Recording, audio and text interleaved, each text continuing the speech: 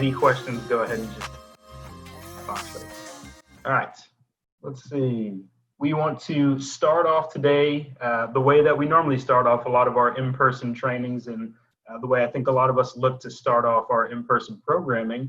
And we want to make sure that we're able to do the same thing here. So let's start off with a little bit of activity. Here's what I need folks to do. This is going to be a little bit of a scavenger hunt. If you are at home and your hands are free and you're wearing proper footwear for what you need in home, please feel free to participate. If you are taking this call on the road, or you are just in a place where maybe it's not the safest place to move around, then participate at your level, whatever you feel comfortable with. But again, we're going to put up some different items right here. And let's see, we got some folks, so up to us sports staff, if you're in full screen view looking at all the coaches' screens that they're sharing right here, go ahead and look and see who the first person to come back with the item that we identified. So coaches will say a specific item that you should be able to find somewhere around your house or apartment or wherever you are. Go ahead, the first person to bring that item back and show it in front of their camera wins that round. You should still see my share screen right here, and I'll say the item out loud. The first item that we want you to look for is a sport ball, any sort of sport ball, any size, any shape. Go ahead and find it, bring it in front of the camera. We'll see who gets it first. What are you doing, bro? Okay, I see a basketball over here. Yes, sir. Someone with a tennis ball. Someone with a tennis ball? Mm-hmm. Nice. Soccer ball. All right, awesome. Hopefully Nice, we Julie. got some folks. If you can still hear I us see you, and Coach you're Andy. running around, get ready for the next item that's about to come up here.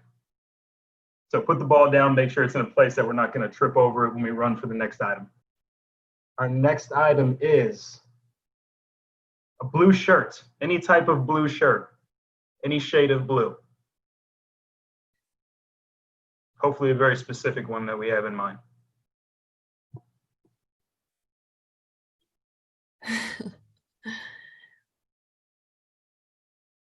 Purple is close. Purple counts. Okay, we got all sorts of blue shirts here.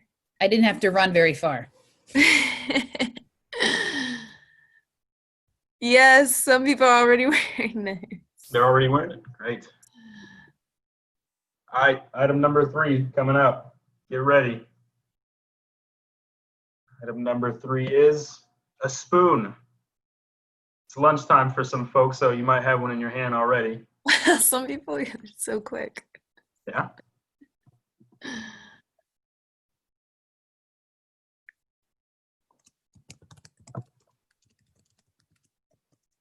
Nice. Andrew, well done. Coach Alex, nice job. All right, let's see. Number 4, keys. Or key, if you don't have keys together. There you go, Caitlin. See you, Alex. Tony.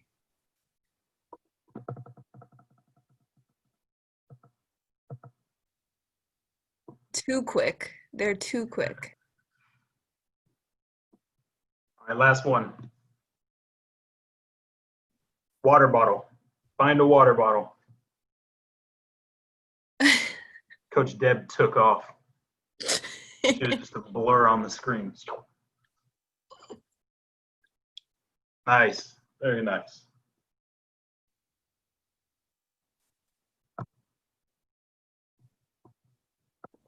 Awesome. All right.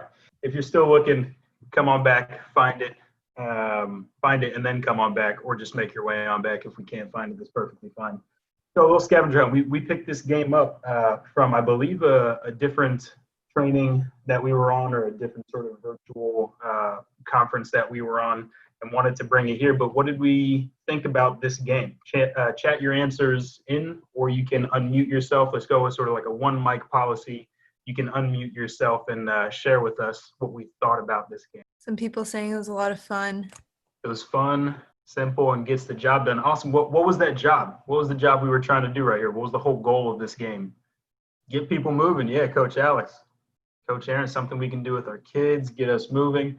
Perfect. I think we got the idea. We wanted to get us moving, maybe have us, focus, sharpen up our minds, remember exactly where we put that water bottle or exactly where our blue shirt was.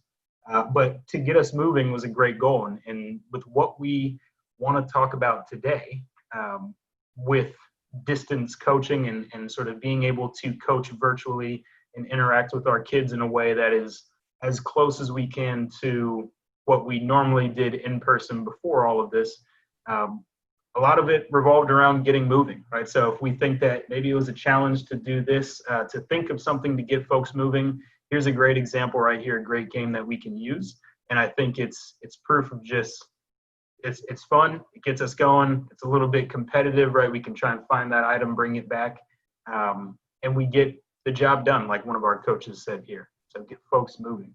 So let's see, we're going to head back to our screen right here and talk about what we are going to get into today, which is, like I said, that idea of virtual coaching. And we have some main focuses of virtual coaching that we want to identify today. So here's the path that we're going to go on to try and maximize our time here together. Our goals for today: to learn how to keep our virtual connections safe. So we do have some guidelines that we'll go through, but of course, we want our in-person programs to be a safe space. We want this also to be a safe space if we're going to engage with our youth. We want to be able to strengthen our relationships with our athletes and sort of get some ideas or some, again, framing and guidelines around how we can do that. And then the last is we're going to provide practice time with our other coaches here on this virtual training to be able to break the ice, I would say, of how we can do virtual coaching. So it's going to look a little bit different. These next two parts that I'm going to talk through will be a little bit quicker, and then we're going to try and leave a good amount of time for you all to get into breakout rooms, which we'll manage from right here. You don't have to do anything, but you'll have a lot of time to speak with a small group of coaches and really figure out what some of the things we need to be focusing on for virtual coaching, and we will get a little bit more comfortable with the whole idea about virtual coaching. All right, I believe now we have a poll. So virtual coaching may be something that is very new to some folks, and it may be something that is familiar, that we may have already been doing for a month now, or something that we were doing even before all of this happened. So I believe either Coach Marisol or Nate is going to put up a poll. And then Marisol, if you can share back sort of what some of those answers are as we get them in. Yeah, I actually don't have access to polls right now. So if Nate, you want to, whoever has access.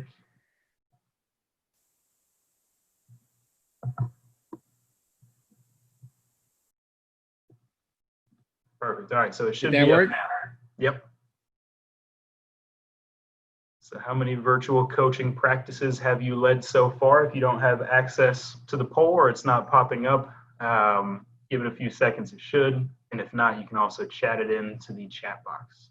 Let's see, we're up there in the 50s. All right, so we got about 45% of people saying that this is brand new for them, that we haven't done any sort of virtual coaching yet. 9 folks who say that they've done virtual training 6 or more times. Great. Some folks in the middle with a few times. Let's see. Awesome. So it looks like the two biggest groups of options right here, being none and 1 to 2 virtual training sessions, are the ones that take up the majority of the coaches here. So it is going to be very much a new thing for a lot of coaches. So I'm glad that we caught you all here, and that maybe we can give you some ideas and some comfort around the idea of virtual coaching so that we can maybe pick this up and start to do it. Maybe some folks have been thinking, I want to try it, but I don't really know how to start at first.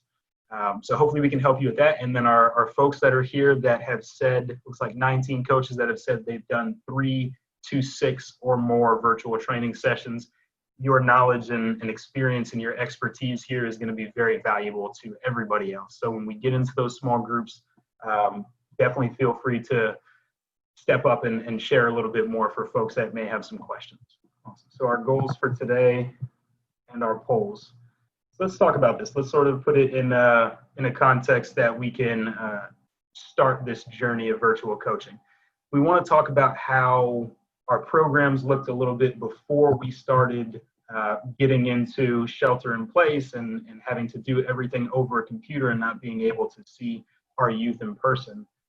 Our programs, they have looked and felt a certain way here. So we probably started off with some informal time and setting up. And that may have looked very, very specific when we are in person with our kids that we feel maybe might not be able to translate to this idea of virtual coaching. Maybe it was, setting up equipment allowed us time to talk to our kids and ask these powerful informal time questions. And we feel like maybe it's a little bit harder now that we don't have the space, right, or the time or the equipment to be able to physically set some drills up during our informal time.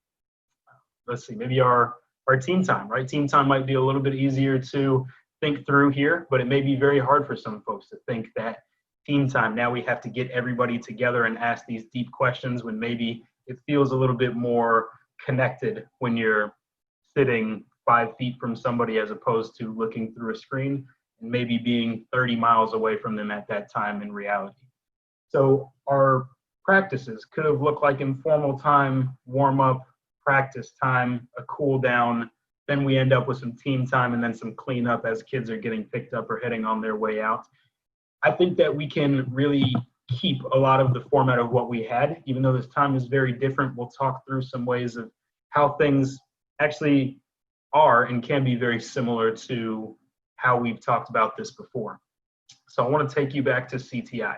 If you were with us during CTI, this question that I'm going to ask came up on day 1, and I want you to respond in the chat box to the question that I have here.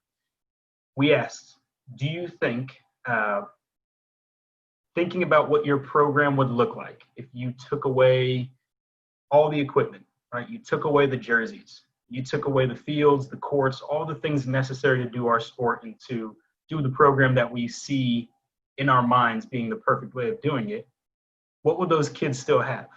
All those things aside, you got rid of the equipment, the jerseys, the fields, the courts. What do our kids still have? See, Coach Richard, us. Yeah, I saw caring adults, teammates, coaches, mentors, relationships, a community of people who care. Yeah, absolutely, right? They still have us. And that didn't change from when we asked it at CTI. At CTI, we were thinking about, yeah, we'd still be in sort of a physical, we'd be able to engage with them in person.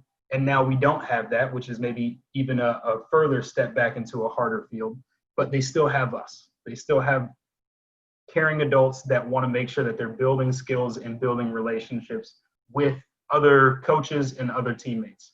So could we still have an impact on these kids? We're still around. Is it possible to have an impact even though we're doing this virtually and we have no equipment set up? Right? I think absolutely. And I see the chat box is starting to flash up again. Right? I think we're all on the same page. Yes, we can definitely have this impact. All the knowledge that we have and the experience that we have, and just our care about the kids in our program, we can really make a difference still. So we find ourselves in this moment where we don't have any of these things and we can make an impact still. We just need to change a little bit of what we think about coaching and how we see ourselves as coaches and what's important as coaches in this current time. So I want to start talking about guidelines. We talked about this also on day 1 at CTI, something that was maybe, how do we put it, the kneecap of our culture rotations. If you can remember that, go ahead and type that in the chat box. It's the thing that was our kneecaps. And this is sort of kneecap version 2 for us. We know that guidelines are maybe not the most exciting thing to talk about, but they're super, super important. And this might be something that really helps set people on a good path of feeling comfortable with being able to start doing some virtual coaching. So if you follow along with me here, we have some Safe Connections policy and safety guidelines here. The first thing is so important. A lot of programs have been thinking through how we can make sure we're keeping our space safe with our programs. And our sites have been doing that. A lot of different programs around the country. So the first thing we want to do is check in with our host site around what their policy and safety procedures are. I think if our site says, great, we allow it, we have things in place to allow us to do some virtual coaching, then we also need to get permission from parents and caregivers. So once we get that permission from our site, it's still super important to be able to check in with everybody involved and make sure it's okay that we coach from a distance with our kids. And I would say if we can get permission using some sort of virtual form, so an official form or some sort of virtual agreement, then that would be the most helpful. And then there's a lot of the sort of legal age of online interactions for a lot of things is the age of 13 years. So we want to make sure that if we do have any kids in our program under the age of 13, we want to prohibit one-to-one activity with those athletes, but that doesn't mean that they can't be a part of our large group experiences. So we want to make sure that we are including everybody if we have those kids in the program so that we can make sure we're reaching everybody. Awesome. Group gatherings, invites, and family members.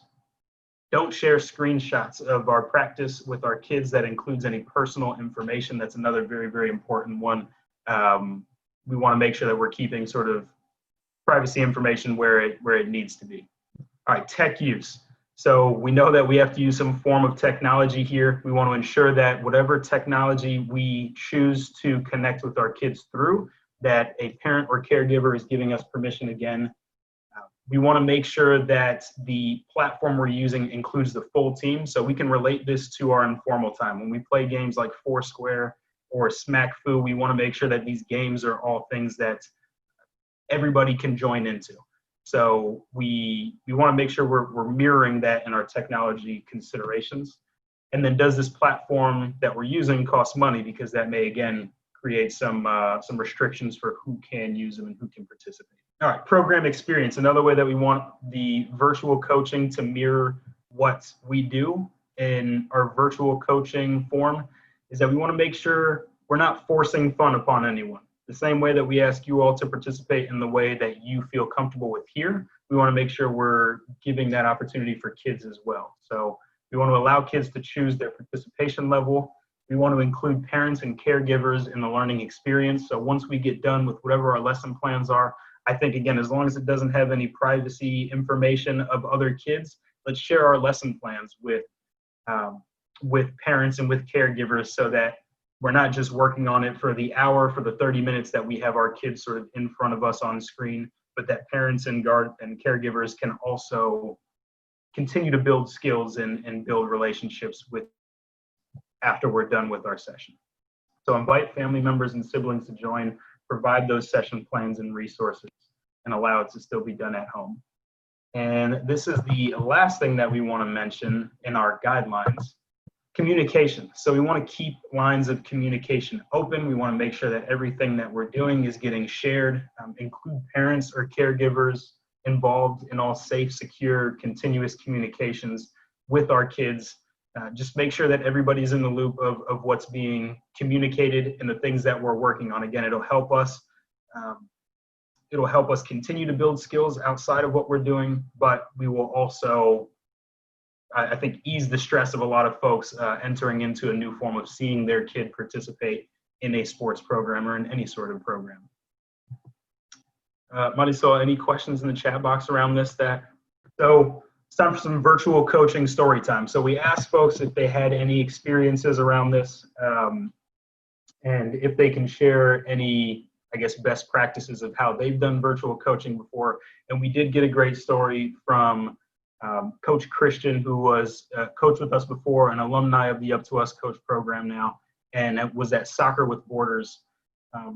Coach Christian normally had about 30 high school boys regularly attend his soccer practices, regular text communication with players before the quarantine. And then once we were sort of asked to shelter in place, he reached out to the team to see if it was possible to do a Zoom practice. So Zoom, this format right here, this app. Most players responded, said that they would be there. Great. Coach Christian thought this would be awesome. We'll get everybody there. It'll be just like old times. We'll all be able to see each other's faces, perfect attendance. And we know that sometimes it's not going to work out that way. So for Coach Christian, only 3 kids showed up, right? And one was sort of driving in their car heading somewhere at the time. So clearly couldn't exercise or take part in some of the physical parts of this practice. And Coach Christian honestly felt a little bummed out, right? And a little bit down after this practice took place. And he called the co-coach who reminded him of maybe what was most important in that time, reminded him what participation actually looks very different right now in the current state of where we are as individuals. To get just that small number of people and to make sure that they were all right in that moment. The people who joined were joining because it was what they needed right then, right? So for some other folks, maybe they couldn't join. Maybe they just thought, I'm all right in engaging with other folks. I'm feeling good right now. So just getting those 3 players on the team to join the Zoom coaching session was a huge win, right? And normally, if we have an in-person programming, none of this is actually taking place right now. Normally, 3 people would be a huge letdown, a huge bummer, especially when there's 30 kids on the team. But we want to make sure that we are looking at the outcomes of our practices and what's really important in a different light now. For us, it's going to change up. We need to make sure that our outcomes are prioritizing relationship building and not just sports skills. And we know that from before. We want to make sure that the vital connections are staying strong and it's not all about winning or sort of being an all-star, celebrity all-star. But we want to make sure that it's prioritized way up front, even more now than ever. That we're here to make sure people are all right. We're here to continue to build relationships and continue to build skills, but it's not the biggest focus of everything that we're doing right now because people are coming to us in very different places. We want to focus on how we can continue to make connections with kids. If it's possible for us right now, we want to ask you to make this one of your main outcomes of the next couple of months when you interact with your participants.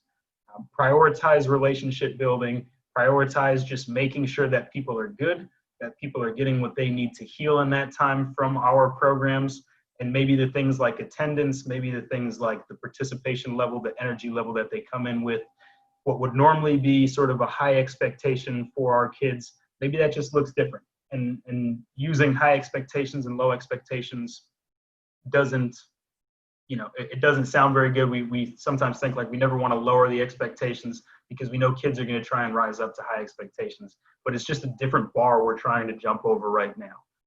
We're trying to make sure people are good first, and then we continue on with the skill building and those important competence pieces. So how do we do this? How do we continue to keep building these relationships? We want to keep traditions, use typical practice structures to help keep routine, something that I think a lot of folks may feel is slipping away from them as these days sort of get longer and we get a little bit less energy throughout the day.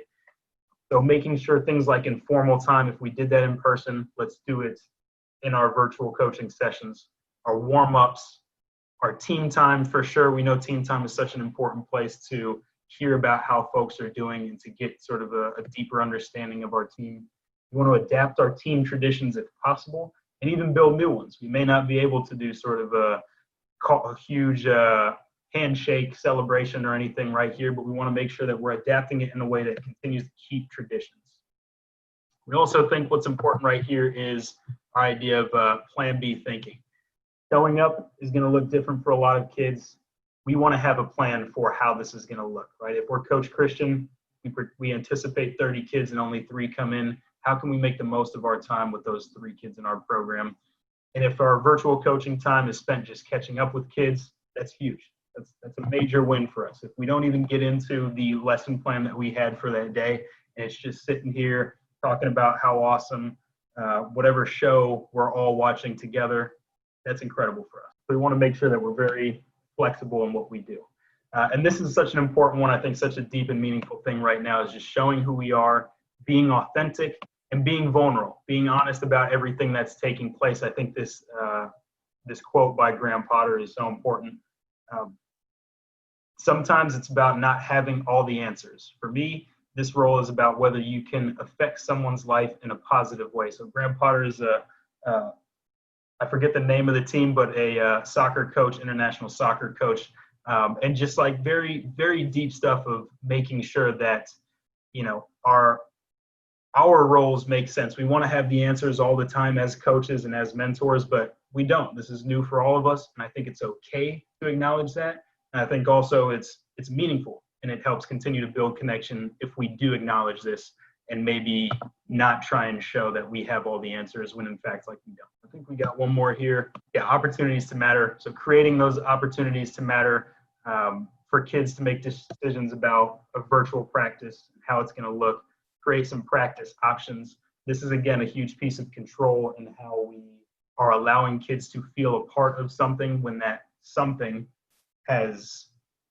sort of gone away in the physical capacity. So they don't have the program that they can be at physically and do the things there, whether that's setting up equipment, but they can continue to help us through how our practices look now. I may have ran through that. At the end of this, we will send out all of the resources and all the information, but we did want to get you into some practice time. So this may be a little bit quicker. I think we're going to head into some breakout sessions. And what we want to do right here is, this says create an activity or a game that you can coach right now. So really anything. The examples are pretty simple, right? You can teach taps, a version of rock, paper, scissors, some sort of handshake game. You can teach how to spin a basketball on a finger. Anything that you think you'd be able to teach in this small amount of time that we have with other coaches. When we head into these breakout sessions, we want you to all think about these things. Try and put yourself in that position, even if you're the one that's not teaching the actual skill, about what we can do better when we do bring this to kids, right? Do we need to set up our camera in a different place? Do we need to focus on having a certain sort of equipment? I want you to head to those groups. Whoever is in charge of the breakout rooms, I think that might even be me. I'm going to send you all to the rooms. And again, one of our outcomes is going to be building strong relationships. You'll have an Up to Us Sports staff person there. We'll put what we're looking for in this activity in the chat box. So if you do have any questions, they will get answered once we get to our breakout room. We'll spend a few minutes there. We'll come back over here to do a big group debrief, and then we will share some final thoughts, and then we'll close up. I try and be involved in this as much as possible as you see comfortable, and ask questions if you have them. In a second here, you will be sent into a breakout room. You don't need to hit anything, maybe join room, but I think it might automatically send you into a room. And then we can get going with some of our friends. Should be about 6 to 7 people in there. You will be getting the invites right now. All right, welcome back, y'all. I know it looked like there was a lot of rooms. In one room, we didn't have a coach. Is that what? All right. If we made it to a breakout room and we were able to use the little bit of time that we had to our advantage, I want to talk about it. If we were able to teach a certain game, what was the thing that we taught? I jumped into a breakout room and I said the one that I would teach, if you ever played baseball or softball, if you have the ball, you know how you drop it and then you like hit it off this part of your arm right here, and then you try and catch it on the back of your hand. I would try and teach that. I don't even know that skill myself, but thinking about that, there are some things I'd have to keep in mind for my session with my kids. So what did you try here? What are some things that we learned that we may need to change up for if we did a virtual coaching session with our kids? And we can type it into the chat box, or you can unmute and again, go with sort of the one mic policy, but what will we be teaching?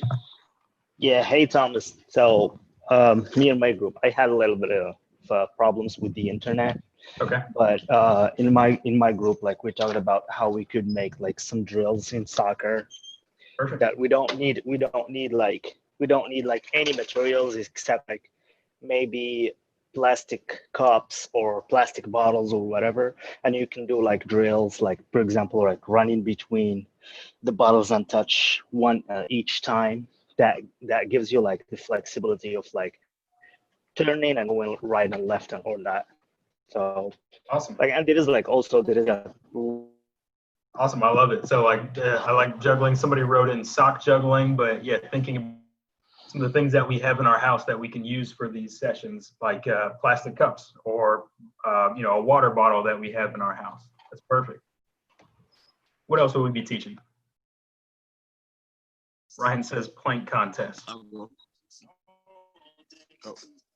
well, what we do is we have an Instagram, and basically like weekly we'll drop a video that's a workout from home. So it's a quick little workout that the kids can do. So one of us will get on the Instagram and kind of demonstrate it, and then we have like this point system, so the kids that put up their videos on Instagram or just send it to us as proof, they get points, and like once we get back to school, they can kind of benefit off those points and get certain gear.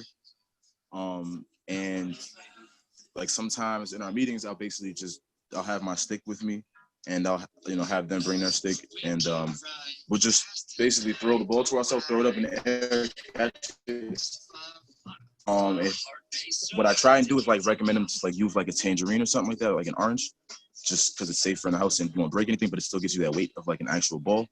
Yeah. So we'll just kind of everybody stands in front of their camera. We'll throw the ball to ourselves a couple times, switch hands, and it just kind of keeps your wrist loose and kind of if you don't get too far away from your stick, it's keeping your stick in your hand so you can still be playing, and we're engaged as a team like when we're doing it. So it's been working well. I love it. Thanks for sharing, Coach. I like all the things, right? Things that we know we can do sort of right here in our bubble inside of a house that won't, break anything. But also just like your thought around the weight of the item that we use that isn't exactly our ball, because we know maybe we don't have the exact equipment there, but thinking like this is the same weight, maybe the same size. This is going to allow us to get better in addition to just the interactions that we're building and sort of the muscle skills that we're building. And then the last one, having some sort of point system that we can use later on, like giving us something to like look forward to, right? When we get out of this, being able to cash in those tokens of all the work that we put into from this format. Awesome. Thank you for sharing. All right. I'm going to cut it right here. If you do have more of this, more like things that you teach, or if you've already done videos, you can definitely share them with us. Any of your program managers or directors, any of the staff here, the trainers, and see if you can help somebody who's been thinking through these things and maybe just hasn't had as much luck as you had. I want to very quickly, we're going to sort of forego our team time here, I believe, so that we can get into a little bit of a conversation that's around coach stories, our stories, and different things that we might be able to share in this time to help folks out. I'm going to share my screen real quick just to hit some last highlights, and then I'm actually going to hand it over to Mario here in just a second, but give me one shot right here. Mario, to throw this back up on the screen real quick. Awesome. All right. We're going to send out a little survey after this that is going to ask you, what do you think would work right here? What additional resources do we need to have for this training that will continue to help you out? This link is on the screen on the presentation right here, but we're also going to add that to the chat box so you don't have to try and memorize this or type it quickly into the web bar up top. We're also going to add, I believe, a second link here, so just be on the lookout for a couple of things that we want you to do so that we can shape these to better suit you. You can also see that our next couple of dates for our virtual trainings appear right there at that second bullet.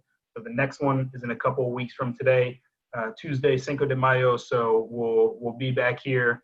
Again, we'll try and keep it short and sweet and give you as much helpful information to do the things that you want to be doing in this time. And if you need additional Up to Us Sports resources, go to our websites, our Up to Us Sports at Home website. And if you have, again, any of those videos, that hashtag right there, we've been using it for all of our virtual trainings. So you can send in a video on, Instagram or whatever it is, tag us, hashtag Up to Us Sports at Home, and share it. And we just have like a way that coaches can continue to help each other in this time.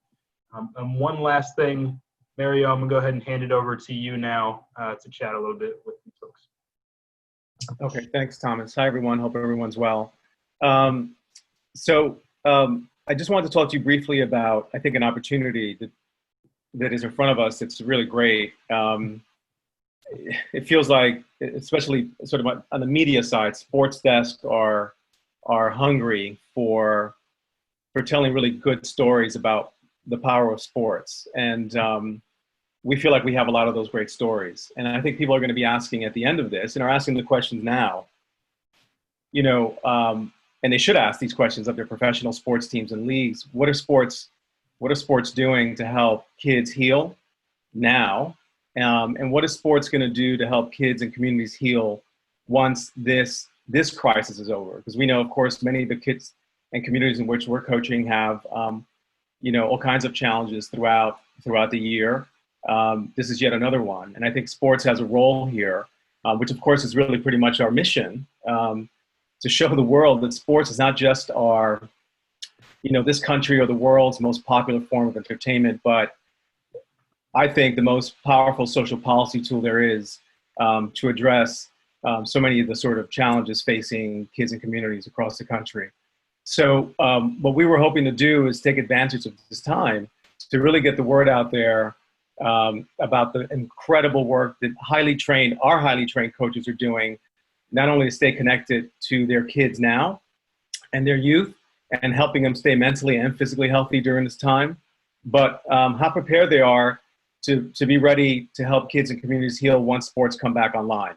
Hopefully in a few months, who knows? But so to that end, we'd love to begin to pitch stories of our coaches to media in the coming weeks about just that point, that our coaches have been trained, that Up to Us Sports is leading a movement in which coaches are trained to use sports to take what's good in sports already and amplify it in ways that addresses issues around trauma, issues around chronic stress, et cetera, anxiety, isolation, in ways that other tools just can't get to it as effectively. So to that end, what I'm asking the program side for is to think through, what coaches, are comfortable, do you think, talking about this to the media, who can talk about the training they've received from Up to Us Sports, particularly the trauma-informed piece, but also the trust-based relationship piece, all of it, and in communicating that out, to talk about how they're using it to help kids now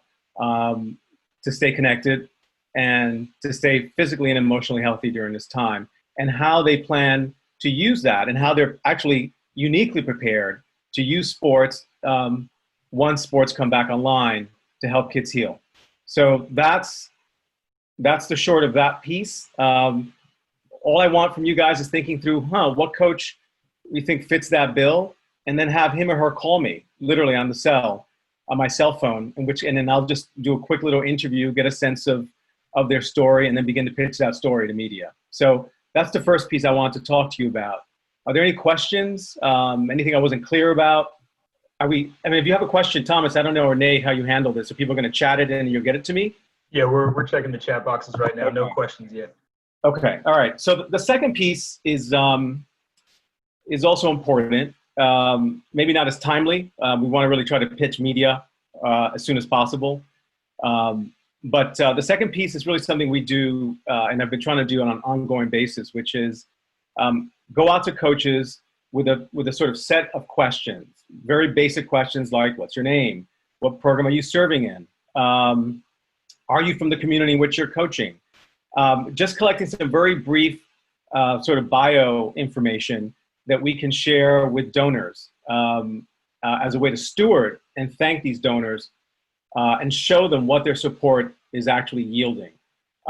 So what Jacqueline Miller, who's on the marketing team, has done is put these questions in a Google document to be shared out that, hopefully Julie's suggestion, thought it might be easier to collect information, and just going out to coaches and saying, hey, can you answer these questions? The marketing team will put this in a really nice sort of design thank you card. And we'll use this every time a check comes in from a donor. We might use some of them on the blog, but these are great sort of content pieces for us to have to continue to thank those donors who continue to support the work we're doing. And it's, more important now, maybe more than ever. So that's the other piece that's coming your way. Any questions on that?